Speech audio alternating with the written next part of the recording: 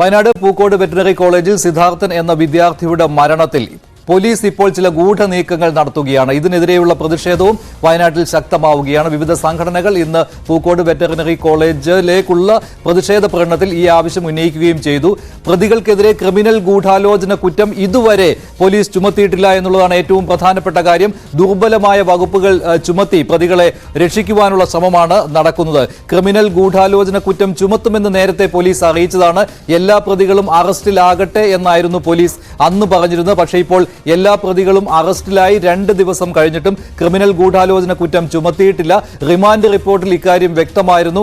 Ragging ഒരു ദുർബലമായ വകുപ്പല്ല, എന്നാൽ പോലും ക്രിമിനൽ ഗൂഢാലോചന കുറ്റം ചുമത്താത്തതിനാൽ പ്രതികൾക്ക് രക്ഷപ്പെടുവാനുള്ള അവസരം ഉണ്ട് എന്ന് നിയമവിദഗ്ധരും പറയുന്നുണ്ട്. അതുപോലെ തന്നെയാണ് വധശ്രമം അവിടെ നടത്തിയിരുന്നു എന്ന കാര്യം ഇതിനകം തെളിഞ്ഞിട്ടും പോലീസ് എന്തുകൊണ്ട് വധശ്രമ കേസ് അത് ചുമത്തിയില്ല, ആ കുറ്റം ചുമത്തിയില്ല എന്നുള്ള കാര്യവും നിയമവിദഗ്ധർ പറയുന്നുണ്ട്. ഇതിനെതിരെ ശക്തമായ പ്രതിഷേധവും ഉണ്ട്. ഇന്ന് പൂക്കോട് സർവകലാശാല ക്യാമ്പസിലേക്ക് പ്രതിഷേധ പ്രകടനം നടത്തിയവർ ഈ ഒരു ആരോപണം ഉന്നയിച്ചിരുന്നു. അതുപോലെ തന്നെ സെക്രട്ടേറിയറ്റിന് മുന്നിൽ ഇതേ വിഷയത്തിൽ തന്നെ യൂത്ത് കോൺഗ്രസും പ്രതിഷേധം നടത്തുന്നുണ്ട്. അതിലും ഈ ഒരു വിഷയം ഉന്നയിച്ചിരുന്നു. ഇപ്പോൾ കാണുന്നത് പൂക്കോട് വെറ്ററിനറി സർവകലാശാല ക്യാമ്പസിലേക്ക് നടത്തിയ MSF നടത്തിയ പ്രതിഷേധ മാർച്ചിന്റെ ദൃശ്യങ്ങളാണ്. എന്തുകൊണ്ട് പോലീസ് പ്രതികളെ സംരക്ഷിക്കുന്നു, ഇക്കാര്യമാണ് ഇപ്പോൾ എല്ലാവരും ചോദിക്കുന്നത്. അതുകൊണ്ടാണ് ക്രിമിനൽ ഗൂഢാലോചന കുറ്റം ചുമത്താതിരുന്നത്. ഗൂഢാലോചന നടന്നിട്ടുണ്ട് എന്ന കാര്യം ഇതിനകം വ്യക്തമാണ്. അതിന് തെളിവാണ് വീട്ടിലേക്ക് പോവുകയായിരുന്ന സിദ്ധാർത്ഥനെ എറണാകുളത്ത് നിന്ന് തിരികെ ക്യാമ്പസിലേക്ക് വിളിപ്പിച്ചതും അതിനുശേഷം മർദ്ദനം നടന്നതും. അപ്പോൾ അവിടെ ഒരു ഗൂഢാലോചന നടന്നു. അതിന്റെ ഭാഗമായാണ് സിദ്ധാർത്ഥനെ ക്യാമ്പസിൽ എത്തിച്ച് വിചാരണ നടത്തുകയും മർദ്ദനം നടത്തുകയും ചെയ്തത് എന്ന് ഇതിനകം പോലീസിന് ബോധ്യപ്പെട്ടിട്ടും എന്തുകൊണ്ട് ക്രിമിനൽ ഗൂഢാലോചന കുറ്റം ചുമത്തിയില്ല എന്ന സംശയം ഇപ്പോഴും ഉയരുകയാണ്.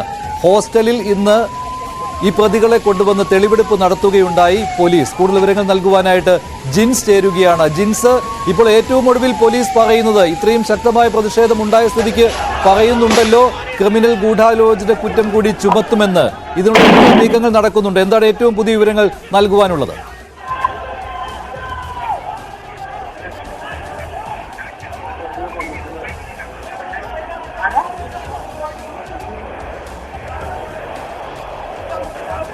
ജിൻസ്, ഈ ക്രിമിനൽ ഗൂഢാലോചന കുറ്റം ചുമത്താത്തതിന് എന്ത് കാരണമാണ് പോലീസ് ഇപ്പോൾ പറയുന്നത്? ഗൂഢാലോചന കുറ്റം ചുമത്തുവാനായിട്ടുള്ള ശ്രമം നടത്തുന്നുണ്ടോ പോലീസ്? എന്താണ് ഏറ്റവും പുതിയ വിവരം?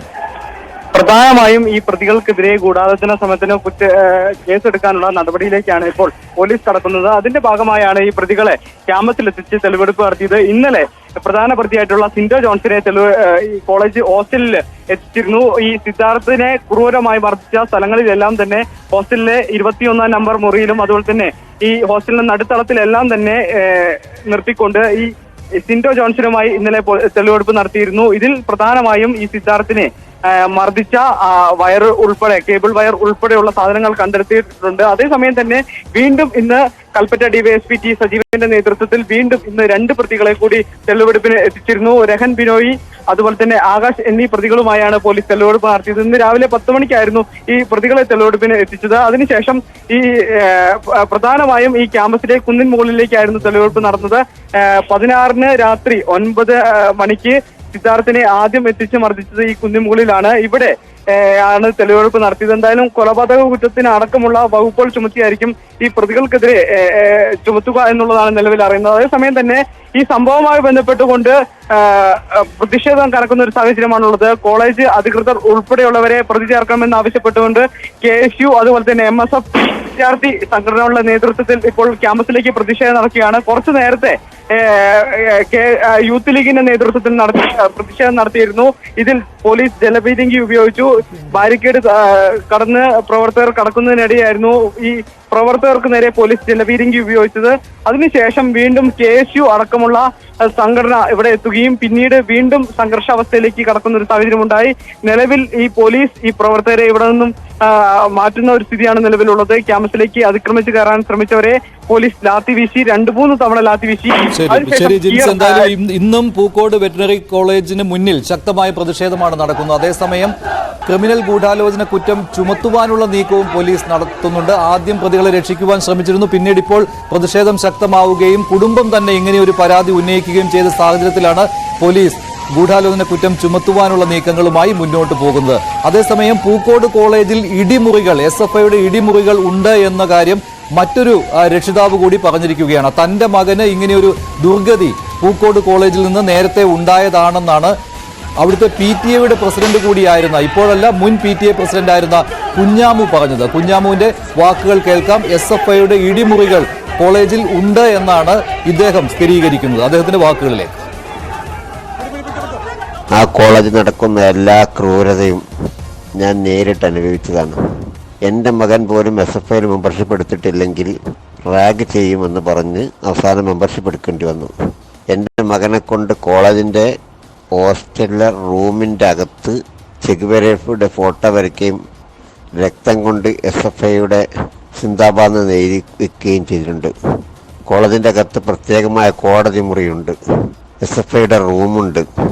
മറ്റൊരു വിദ്യാർത്ഥി സംഘടനയും വേറെ ഒരു സംഘടനയും അവിടെ പ്രവർത്തിക്കാൻ പാടില്ല. ഇതാണ് ഏറ്റവും വലിയ ക്രൂരത. അതിൻ്റെ ബലിയാടാണ് സിദ്ധാർത്ഥ്. അതീവ ഗുരുതരമായ കാര്യമാണ് മുൻ PTA പ്രസിഡന്റ് കൂടിയായ കുഞ്ഞാമു പറഞ്ഞിരിക്കുന്നത്. അദ്ദേഹത്തിന്റെ മകന് നേരത്തെ അവിടെ ക്രൂരമായ മർദ്ദനം ഏൽക്കേണ്ടി വന്നിരുന്നുവെന്നും അദ്ദേഹത്തിന്റെ മകന്റെ ചോര കൊണ്ട് അവിടെ SFIക്ക് അനുകൂലമായ മുദ്രാവാക്യം എഴുതിച്ചിരിക്കുന്നു എന്നുമുള്ള ഗുരുതരമായ കാര്യം കുഞ്ഞാമു പറയുകയാണ്. അപ്പോൾ പൂക്കോട് കോളേജിൽ എന്തൊക്കെയാണ് നടന്നിരുന്നത് എന്നതിന്റെ ഒരു നേർസാക്ഷ്യമാണ്. ഇതുവരെ ഇക്കാര്യം അദ്ദേഹം പുറത്തു പറഞ്ഞിരുന്നില്ല. കാരണം തന്റെ മകന് അവിടെ ഇനിയും പഠിക്കേണ്ടതാണ്, അതുകൊണ്ടാണ് ഇക്കാര്യം പുറത്തു പറയാതിരുന്നതെന്നും ഇപ്പോൾ സിദ്ധാർത്ഥിന്റെ മരണശേഷം ഇങ്ങനെ ഒരു കാര്യം താൻ തുറന്നു പറയുകയുമായിരുന്നുവെന്നുമാണ് കുഞ്ഞാമു പറഞ്ഞത്. കുഞ്ഞാമുവിന്റെ വാക്കുകൾ ഒരിക്കൽ കൂടി കേൾക്കാം. വളരെ ഗുരുതരമായ ഒരു കാര്യമാണ് അദ്ദേഹം പറയുന്നത്, നടന്ന ഒരു കാര്യമാണ് അദ്ദേഹം പറയുന്നത്. അവിടുത്തെ PTA പ്രസിഡന്റ് കൂടിയായിരുന്നു കുഞ്ഞാമു. അദ്ദേഹത്തിന്റെ വാക്കുകൾ ഒരിക്കൽ കൂടി കേൾക്കാം. ആ കോളേജിൽ നടക്കുന്ന എല്ലാ ക്രൂരതയും ഞാൻ നേരിട്ട് അനുഭവിച്ചതാണ്. എൻ്റെ മകൻ പോലും SFIയിൽ മെമ്പർഷിപ്പ് എടുത്തിട്ടില്ലെങ്കിൽ റാഗ് ചെയ്യുമെന്ന് പറഞ്ഞ് അവസാനം മെമ്പർഷിപ്പ് എടുക്കേണ്ടി വന്നു. എൻ്റെ മകനെ കൊണ്ട് കോളേജിൻ്റെ ഹോസ്റ്റലിലെ റൂമിൻ്റെ അകത്ത് ചെഗുവേരയുടെ ഫോട്ടോ വരയ്ക്കുകയും രക്തം കൊണ്ട് SFIയുടെ സിന്ദാബാദ് എഴുതി വയ്ക്കുകയും ചെയ്തിട്ടുണ്ട്. കോളേജിൻ്റെ അകത്ത് പ്രത്യേകമായ കോടതി മുറിയുണ്ട്, SFIയുടെ റൂമുണ്ട്. മറ്റൊരു വിദ്യാർത്ഥി സംഘടനയും വേറെ ഒരു സംഘടനയും അവിടെ പ്രവർത്തിക്കാൻ പാടില്ല. ഇതാണ് ഏറ്റവും വലിയ ക്രൂരത. അതിൻ്റെ ബലിയാടാണ് സിദ്ധാർത്ഥ്. കുഞ്ഞാമു എന്ന പൂക്കോട് കോളേജിലെ മുൻ PTA പ്രസിഡന്റിന്റെ വാക്കുകളാണ്. ഇപ്പോൾ കാണുന്ന ദൃശ്യം അവിടെ കുന്നിൻ മുകളിൽ കൊണ്ടുപോയി ഈ പ്രതികളുടെ തെളിവെടുക്കുന്നതാണ്. 16-ാം തീയതിയാണ് സിദ്ധാർത്ഥിനെ വിളിച്ചു വരുത്തിയത് ഇങ്ങോട്ട്. ഇവിടെ വെച്ചായിരുന്നു ആദ്യം മർദ്ദനം നടന്നത്. അവിടെയാണ് ഇപ്പോൾ പ്രതികളെ കൊണ്ടുപോയി തെളിവെടുക്കുന്നത്. ഇതിനുശേഷം വധശ്രമ കേസും അതുപോലെ തന്നെ ക്രിമിനൽ ഗൂഢാലോചന കുറ്റവും ചുമത്തുന്ന കാര്യം ആലോചിക്കാമെന്നാണ് ഇപ്പോൾ പോലീസ് പറയുന്നത്. അതിനിടെയാണ് പൂക്കോട് കോളേജിലെ ഇടിമുറിയുടെ കൂടുതൽ രഹസ്യങ്ങൾ പുറത്തു വന്നുകൊണ്ടിരിക്കുന്നത്. അതിന്റെ നേർസാക്ഷ്യമായിരുന്നു അല്പം മുമ്പ് സംസാരിച്ച കുഞ്ഞാമു എന്ന PTA മുൻ പ്രസിഡന്റ് പറഞ്ഞത്. അദ്ദേഹത്തിന്റെ മകന്റെ രക്തം കൊണ്ട് SFIക്ക് അനുകൂലമായ മുദ്രാവാക്യം വിളിപ്പിച്ചു, അതുപോലെ തന്നെ ചെഗുവേരയുടെ ചിത്രം വരപ്പിച്ചു തുടങ്ങിയ കാര്യങ്ങളാണ് അദ്ദേഹം പറയുന്നത്. അവിടെ ആൾക്കൂട്ട വിചാരണ അദ്ദേഹത്തിന്റെ മകനെതിരെ നടന്നിട്ടുണ്ട് എന്നാണ് കുഞ്ഞാമു വെളിപ്പെടുത്തിയത്. ശക്തമായ പ്രതിഷേധം ഇപ്പോൾ നടക്കുകയാണ് സെക്രട്ടേറിയറ്റിന് മുന്നിൽ. ഈ രീതിയിൽ പോരാ അന്വേഷണം, ശക്തമായ നടപടി വേണം പ്രതികൾക്കെതിരെ എന്ന ആവശ്യമാണ് കോൺഗ്രസിന്റെ വിവിധ പോഷക സംഘടനകൾ ഉന്നയിക്കുന്നത്. യൂത്ത് കോൺഗ്രസ് സംസ്ഥാന പ്രസിഡന്റ് രാഹുൽ മാങ്കൂട്ടത്തിൽ ഈ സമരരംഗത്തുണ്ട്. അതുപോലെ തന്നെ ജബി മേത്തർ MP ഈ സമരത്തിനായി സെക്രട്ടേറിയറ്റിന് മുന്നിൽ വന്നിട്ടുണ്ട്. സെക്രട്ടേറിയറ്റിലേക്ക് പോവുകയാണ്. സെക്രട്ടേറിയറ്റിന് മുന്നിൽ നിന്ന് കൂടുതൽ വിവരങ്ങൾ നൽകാൻ ഡാൻ കുര്യൻ ചേരുകയാണ്. ഡാൻ, ആരൊക്കെയാണ് ഈ സമരത്തിൽ പങ്കെടുക്കുന്നത്? എന്തായാലും KSUവിന്റെ പങ്കാളിത്തം കൂടിയുണ്ടല്ലോ. KSU സംസ്ഥാന പ്രസിഡന്റിനെയും കാണാം ഈ സമരരംഗത്ത്. എന്താണ് ഇവർ ആവശ്യപ്പെടുന്നത്? ഇപ്പോൾ കൂടുതൽ വിവരങ്ങൾ പുറത്തു വന്നുകൊണ്ടിരിക്കുകയാണ്. പൂക്കോട് കോളേജിലെ SFIയുടെ ഇടിമുറിയും ആൾക്കൂട്ട വിചാരണയും ഇതേപ്പറ്റി കൂടുതൽ വെളിപ്പെടുത്തലുകൾ വരുന്നു. എന്താണ് ഇപ്പോൾ യൂത്ത് കോൺഗ്രസും ജബി മേത്തർ MPയും ഒക്കെ പറയുന്നത്, KSUവും ഒക്കെ?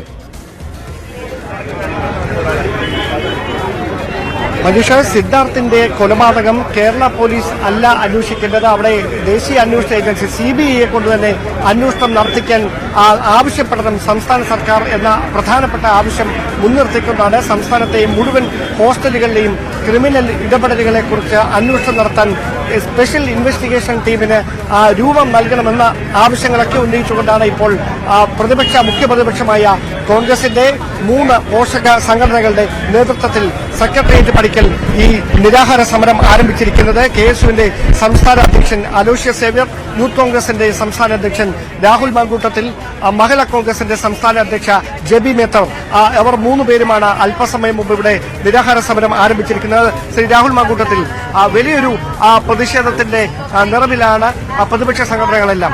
എന്താണ് പ്രധാനപ്പെട്ട ആവശ്യമായി നിങ്ങൾ മുമ്പോട്ട് വെക്കുന്നത്? ഏറ്റവും പ്രധാനപ്പെട്ട ആവശ്യമല്ല, നമ്മുടെ അഭ്യർത്ഥനയാണ്. ഈ നാട്ടിൽ ഈ കൊലപാതകങ്ങളും അക്രമങ്ങളും നടത്തുന്ന SFI എന്ന് പറയുന്ന തീവ്രവാദി കൂട്ടത്തോട്, സിദ്ധാർത്ഥന്മാരെ ഇനി നിങ്ങൾ ഉണ്ടാക്കരുത്, നിങ്ങൾ കൊല്ലരുത് മനുഷ്യന്മാരെ. ഈ വിഷയത്തിനകത്ത് അവസാനമാകണം സിദ്ധാർത്ഥൻ. ഇത്തരം പരമ്പരകളിൽ ഈ വിഷയത്തിനകത്ത് CBI അന്വേഷണം ആവശ്യമാണ്. സംസ്ഥാന സർക്കാർ നേതൃത്വം കൊടുക്കുന്ന പോലീസ് അന്വേഷണത്തിൽ ഞങ്ങൾക്ക് വിശ്വാസമില്ല. കാരണം ഈ വിഷയത്തിനകത്ത് ക്രിമിനലുകളെ, കൊലപാതകളെ സംരക്ഷിക്കാൻ നിൽക്കുന്ന ആരൊക്കെയാണ്?